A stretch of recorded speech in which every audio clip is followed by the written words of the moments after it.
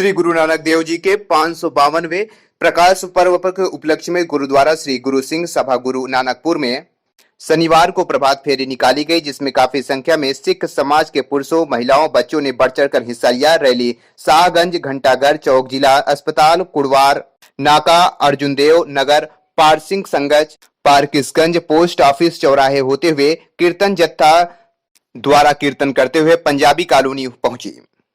अजय कुमार उपाध्याय, विशेष संवाददाता, चाणक्य आवाज, उत्तर प्रदेश।